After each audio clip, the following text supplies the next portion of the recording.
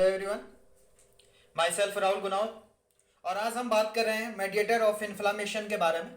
ये mediator of inflammation का second video है। फर्स्ट वीडियो के अंदर जो मेडिएटर ऑफ इन्फ्लामेशन है उसका ब्रीफली डिस्कस किया था अपन ने। तो उस वीडियो के अंदर अपन ने मेडिएटर ऑफ इन्फ्लामेशन की प्रॉपर्टी, उसके सोर्स और उसके मेडिएटर और मेन एक्शन के बारे में बात की थी। इस वीडियो के अंदर अपन डिटेल से बात करेंगे मेडिएटर ऑफ इन्फ्लामेशन के बारे में। तो दो तरह के मेडिएटर्स थे, एक सेल ड्राइड मेडिएटर और एक होता है प्लाज्मा प्रोटीन ड्राइड मेडिएटर। जो फर्स्ट वीडियो है इसका जो लिंक है मैं डिस्क्रिप्शन में दे दूंगा, वहां से आप देख सकते हो। तो और इस वीडियो के अंदर अपन ब्रीफ जो डिटेल में देखेंगे मेडिएटर ऑफ इन्फ्लामेशन के बारे में। तो दो तरह के हैं मेडिएटर है, एक सेल ड्राइव्ड मेडिएटर और एक प्लाज्मा डायरेक्टेड मेडिएटर। मेरी कोशिश यही रहती है हर वीडियो के अंदर कि जितनी भी जो चीज़ें हैं वो एक चार्ट की फॉर्म में या डायग्राम की फॉर्म में एक्सप्लेन करने की कोशिश करूं। और जो बुक के अंदर जितना भी मैटर दे रखा होता है किसी भी टॉपिक का, तो उसको मतलब जितना हो सके जितना शॉर्ट फॉर्म में एक्सप्लेन करने की कोशिश करूं। सबसे पहले मैं बात करता हूं सेल ड्राइड मेडिएटर की। तो सेल ड्राइड मेडिएटर है, ये 5 तरह के होते हैं। इसके अंदर 5 तरह के मेडिएटर है। एक वैसो एक्टिव अमाइंस, एक हम 5 चीजें पढ़ते हैं। वैसो एक्टिव अमाइंस, अरेक्डोनिक जो यहाँ पे और जो मेडिएटर है, एक वैसो एक्टिव अमाइंस हो गए और कोई भी किसी भी तरह का arachidonic acid metabolites, lysosomal components, platelets, activating factor और साइटोकाइनिन। ये 5 तरह की चीजें पढ़ते हैं। इसको अपन VALPC से भी याद कर सकते हैं शॉर्ट फॉर्म से। V मतलब वैसो एक्टिव अमाइंस है, A मतलब अरेक्डोनिक एसिड मेटाबोलाइट्स है और L मतलब लाइसोसोमल कंपोनेंट्स है और P मतलब प्लेटिलेट्स, एक्टिवेटिंग फैक्टर है और C मतलब साइटोकाइनिन है। यहाँ पे अगर वैसो एक्टिव अमाइंस की अगर बात की जाए तो वैसो एक्टिव अमाइंस के लिए जो एक मेडिएटर होता है वो एक हिस्टामिन, सीरोटोनिन और एक न्यूरोपेप्टाइड्स होता है।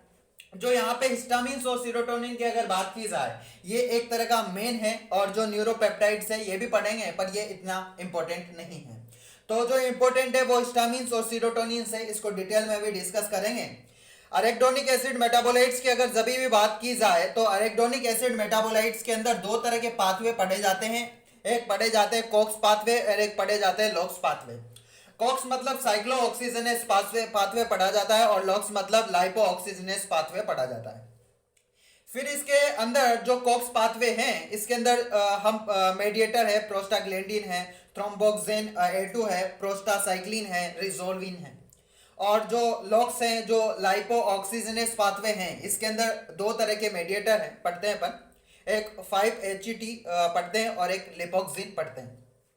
लाइसोसोम कंपोनेंट की अगर जब भी बात की जाए तो इसके अंदर मैक्रोफेजेस और एक PMNS आता है और प्लेटिलेट्स एक्टिवेटिंग फैक्टर होता है। और साइटोकाइनिन की अगर बात की जाए तो इस साइटोकाइनिन की अगर जब भी बात की जाए तो इसके अंदर अपन देखते हैं कि कोई भी किसी भी तरह का, या फिर ऐसा बोला जाए कि interleukins first, interleukin 6, interleukin 8, interleukin 12 ये सारे इंक्लूड होते हैं। और INF अल्फा, INF बीटा और INF गामा, ये चीजें पढ़ी जाती है इसके अंदर। प्लाज्मा प्रोटीन ड्राइव्ड मेडिएटर की अगर जब भी बात की जाती है तो इसके अंदर सिस्टम्स प्रेजेंट होते हैं और 4 तरह के सिस्टम होते हैं: kinin system, clotting system, fibrinolytic system और कॉम्प्लीमेंट्री सिस्टम। कॉम्प्लीमेंट्री सिस्टम हम हर जगह पढ़ते हैं और जब हम पढ़ते हैं इम्यून सिस्टम तो इम्यून सिस्टम के अंदर कॉम्प्लीमेंट्री सिस्टम पढ़ा जाता है। तो इस कॉम्प्लीमेंट्री सिस्टम की भी मैंने एक सेपरेट वीडियो बना रखी है, वीडियो के डिस्क्रिप्शन में मैं लिंक दे दूंगा, वहां से भी आप कॉम्प्लीमेंट्री सिस्टम पढ़ सकते हो और समझ सकते हो। अब बात करते हैं, डिटेल में बात करेंगे। सबसे पहले मैं बात करना चाहूंगा वैसो एक्टिव अमाइंस की। और वैसो एक्टिव अमाइंस के अंदर 3 चीजें पढ़ेंगे अपन: हिस्टामिन, सीरोटोनिन और न्यूरोपेप्टाइड्स। ध्यान से देखिएगा। तो सेल ड्राइव्ड मेडिएटर के अंदर सबसे पहले पढ़ रहे हैं अपन vaso active amines. Vaso active amines का अगर बात की जाए ये एक इंपॉर्टेंट एक्टिव अमाइंस है और ये कब रिलीज होता है? जब कोई भी किसी भी तरह का इन्फ्लामेशन हो गया या कोई भी किसी भी तरह का, या फिर ऐसा बोलूं कि कोई भी किसी भी तरह की इंजरी हो गई, तो इंजरी के समय सबसे पहले जो रिलीज होता है वो वैसे एक्टिव अमाइंस ही रिलीज हो जाता है। करेक्ट। उसके बाद में नेक्स्ट पॉइंट की अगर बात की जाए तो नेक्स्ट पॉइंट ये है कि जब अगर इंजरी हुई तो इंजरी या कोई भी किसी भी तरह का इन्फेक्शन हुआ, इन्फ्लामेशन हुआ, तो इन्फेक्शन हुआ तो इन्फेक्शन और इन्फ्लामेशन के विद इन द 1 आवर की अगर बात की जाए तो 1 घंटे के अंदर ये जो वैसोएक्टिव अमाइन से ये रिलीज हो जाता है। अब इसके अंदर हम पढ़ते हैं हिस्टामिन, सीरोटोनिन, 5-HT और न्यूरोपेप्टाइड्स। 5-HT मतलब 5 हाइड्रोक्सी ट्रिप्टोअमाइंस। हिस्टामिन की अगर सभी भी बात करें तो इन सभी के अंदर सीरोटोनिन की बात करें, हिस्टामिन की बात करें, न्यूरोपेप्टाइड्स की बात करें, सभी के अंदर दो ही चीजें पढ़ी जाती है, इसके सोर्स और इसके एक्शन। सोर्स एक इंपॉर्टेंट है। सोर्स क्या है? सोर्स का मतलब क्या है कि सोर्स का मतलब ये है कि ये कैसे रिलीज होते हैं और कहां से रिलीज होते हैं, और मतलब मेन इंपॉर्टेंट क्या है कि ये कहां से रिलीज होते हैं, वो सारी चीजें देखते हैं। तो हिस्टामिन की अगर सभी भी बात करें तो हिस्टामिन रिलीज होता है हमारे मास्ट सेल से, हमारे बेसोफिल से और प्लेटिलेट से। जो मास्ट सेल्स होता है ये ब्लड वेजल्स के नियर प्रेजेंट होता है, उसके पास में प्रेजेंट होता है। और ये कब रिलीज हो जाता है? जब कोई भी किसी भी तरह का स्टिमुलस होगा तो स्टिमुलस के समय ये रिलीज हो जाता है। और ये कैसे रिलीज हो जाता है कि जब कोई भी किसी भी तरह का मस्ट सेल्स है उसका जब डिग्रेनुलेशन हो जाता है, तो डिग्रेनुलेशन हो जाने की वजह से कुछ जो स्टिमुलाई रेस्पॉन्स करती है जिसकी वजह से ये हिस्टामिन रिलीज हो जाता है।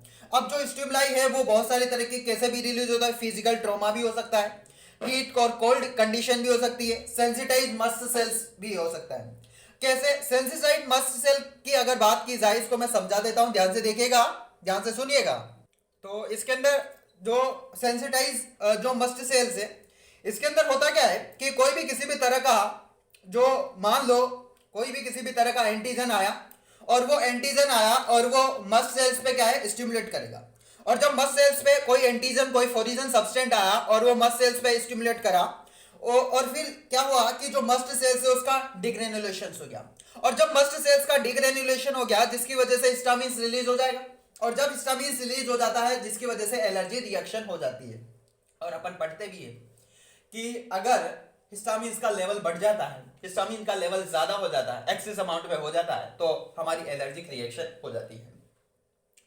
नेक्स्ट है कॉम्प्लीमेंट प्रोडक्ट है वो C3A, C5A, ये भी रिलीज हो जाता है। कॉम्प्लीमेंट्री सिस्टम के अंदर सारी चीजें मैंने बताई थी, वीडियो के डिस्क्रिप्शन में मैं लिंक दे दूंगा, वहां से आप देख सकते हो। एक्शन की अगर बात की जाए तो एक पहला एक्शन है कि वासोडाइलेशन में ये हेल्प करता है। दूसरी बात कि ये एक वेस्कुलर परमिबिलिटी बढ़ा देता है, और जब वेस्कुलर परमिबिलिटी बढ़ा देते हैं तो जिसकी वजह से वो रिस्पॉन्सिबल होता है ओडेमा के चांस हो जाते हैं। और थर्ड जो इसके एक्शन है वो स्मूथ मसल्स कॉन्ट्रैक्शन हो जाता है। और फोर्थ है वो है इंटरल्यूकिन्स, ये भी रिलीज हो जाता है। और जो फिफ्थ जो फंक्शन है इसका, जो एक्शन है इसका, वो SRS है। SRS की अगर बात की जाए इसको अपन पढ़ेंगे एक अरेक्डोनिक एसिड मेटाबोलाइट्स के अंदर। मैं यहाँ पे बस नाम बता देता हूँ कि सारी चीजें देखेंगे अगले वीडियो के अंदर। इस वीडियो के अंदर भी डिस्कस कर सकता था मैं यार अरेक्डोनिक एसिड के बारे में, पर अरेक्डोनिक एसिड के बारे में अगर डिस्कस करता इस वीडियो के अंदर तो वीडियो थोड़ा लंबा बढ़ जाता, करेक्ट। तो इस सभी के बारे में अपन डिस्कस करेंगे अगले वीडियो के अंदर। तो SRS है ये, इसकी फुल फॉर्म क्या होती है? Slow reacting substance of anaphylaxis. और ये क्या है कि एक कंटेन करता है SRS, ये ल्यूकोट्राइंस कंटेन करता है, जैसे आगे पढ़ेंगे अपन अरेक्डोनिक के अंदर कि LTC4, LTD4 ये सारी रिलीज करता है। तो ये सारी चीजें अपन ने बात की, डिस्कस किया हिस्टामिन के बारे में। अब मैं बात करता हूँ सीरोटोनिन के बारे में। अगर सीरोटोनिन और 5-HT की बात की जाए, 5 हाइड्रोक्सो ट्रिप्टोफैन के बारे में, तो ये same similar function action function करता है ये हिस्टामिन की तरह, बट कुछ चीजें वो डिफरेंट है, मैं बताऊंगा अभी। सबसे पहले बात करता हूं सोर्स के बारे में। तो इसका जो सोर्स था वो तो था कि कहां से ये रिलीज होता है कि नहीं, और ये कैसे रिलीज होता है। तो मेन है कहां से रिलीज होता है, तो ये तो मस्ट सेल, बेसोफिल और प्लेटिलेट से रिलीज होता है, जबकि ये हमारे प्लेटिलेट्स, क्रोमोफिनिक सेल्स ऑफ GIT और जो स्प्लीन, नर्वस टिश्यू और मस्ट सेल से रिलीज होता है, करेक्ट। एक्शन की अगर बात करूं तो इसका सेम है, सिमिलर है 5-HT, मतलब हिस्टामिन की तरह है, सिमिलर फंक्शन इसका, बट ये हिस्टामिन से की तरह तो है बट उससे कम करता है। मान लो ये वासोडाइलेशन भी करता है, ये वासोडाइलेशन करता है ना यार, तो ये वासोडाइलेशन भी करता है बट वासोडाइलेशन कम करेगा हिस्टामिन से, और वेस्कुलर परमिबिलिटी भी बढ़ाएगा बट ये कम वेस्कुलर परमिबिलिटी इंक्रीज करेगा बट कम करेगा किसके कंपैरिजन में? हिस्टामिन के कंपैरिजन में। तो वेस्कुलर अगर वासोडाइलेशन कम करेगा तो वासो कंस्ट्रक्टर तो करेगा या, करेक्ट। और जो जीआईटी और सीएनएस की अगर बात की जाए, गैस्ट्रोइंटेस्टाइनल ट्रैक्ट, और जो सीएनएस ब्रेन की अगर बात की जाए, तो वहां न्यूरोट्रांसमीटर का काम करता है, ये फंक्शन करता है। अब ये एक मेन है, वो ये हिस्टामिन और सीरोटोनिन है वासो एक्टिव अमाइंस के अंदर, और न्यूरोपेप्टाइड भी है, पर ये इतना इंपॉर्टेंट नहीं है, बट बुक के अंदर मेंशन है तो हम डिस्कस कर लेते हैं। सोर्सेज की अगर बात की जाए तो सबसे पहले जो सोर्सेज है इसका वो है कि ये कहाँ से रिलीज होता है और कैसे रिलीज होता है। तो ये कहाँ से रिलीज होता है मेन है, तो ये सेंटर और जो मतलब जो सीएनएस और पीएनएस की अगर बात की जाए वहां से रिलीज होता है। जो central neural system, nervous system और पेरिफेरल नर्वस सिस्टम है, वहां से रिलीज होता है।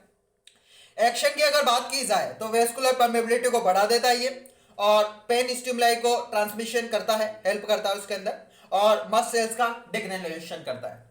तो अगर कोई एग्जामिनर आपसे पूछ लेता है कि वासो एक्टिव अमाइंस करता क्या है, तो अगर आपको कोई चीजें याद आए ना आए, आपको दो चीजें तो याद रखनी है, तीन चीजें तो याद रखनी है आपको, इंपॉर्टेंट है यार, कि एक तो वासोडाइलेशन में हेल्प करता है, पहली बात। दूसरी बात यह है कि वेस्कुलर परमिबिलिटी बढ़ा देता है, करेक्ट। और तीसरी बात कि मस्ट सेल्स का डिग्रेनुलेशन करता है। तो ये तीन पॉइंट तो आपको आनी ही चाहिए। अगर कोई एग्जामिनर आपसे पूछ लेता है कि वैसो एक्टिव अमाइंस का फंक्शन क्या होता है, तो आपको यही बताना है कि वैसो एक्टिव अमाइंस होता है, ये एक तरह का वेस्कुलर परमिबिलिटी बढ़ा देता है, वासोडाइलेशन में हेल्प करता है, और मस्ट सेल्स का डिग्रेनुलेशन करता है। ये तीन जो पॉइंट है, ये एक इंपॉर्टेंट पॉइंट है जो आपको आना ही चाहिए। आने में तो आपको सारा ही आना चाहिए, बट अगर आप भूल जाते हो तो ये तीन पॉइंट तो आपको याद रखने ही है, करेक्ट। अब हम बात करते, अब अगले वीडियो के अंदर अपन बात करेंगे अरेक्डोनिक एसिड मेटाबोलाइट्स के बारे में और इकोसोनाइट्स के बारे में। तो इस वीडियो के अंदर भी बात कर सकते थे, बट वीडियो बड़ा बन जाएगा, तो इन सभी के बारे में अपन बात करेंगे अगले वीडियो के अंदर। तो मेडिएटर ऑफ इन्फ्लामेशन के बारे में बात कर रहे थे, तो वासो एक्टिव अमाइंस के बारे में डिटेल में डिस्कस किया अपन ने। अगले वीडियो के अंदर अरेक्डोनिक एसिड और लाइसोजाइम कंपाउंड के बारे में डिस्कस करेंगे, और फिर इससे जो नेक्स्ट वीडियो आएगा, करेक्ट, जो फोर्थ वीडियो आएगा उसके अंदर प्लेटिलेट, साइटोकाइनिन और इनके जो कुछ सिस्टम है उनके बारे में डिस्कस करेंगे। ये एग्जाम पॉइंट व्यू के हिसाब से अगर बात की जाए, बहुत ही इंपॉर्टेंट टॉपिक है यार, मेडिएटर ऑफ इन्फ्लामेशन, जो आना ही चाहिए। तो आशा करता हूँ कि ये वीडियो आपको पसंद आई हुई होगी। अगर ऐसा हुआ है तो please like share and subscribe my medicos studio YouTube channel, और इसके जो नोट्स है मैंने अपने टेलीग्राम चैनल पे अपलोड कर दिए, वहां से आप देख सकते हो। तो आशा करता हूँ कि आप इस चैनल को ज़्यादा से ज़्यादा शेयर करने की कोशिश करें, और अपने बैचमेट्स और अपने फ्रेंड्स को ये चैनल शेयर करें, और जिन्होंने सब्सक्राइब नहीं किया तो चैनल को सब्सक्राइब करने की कोशिश करें। Thank you.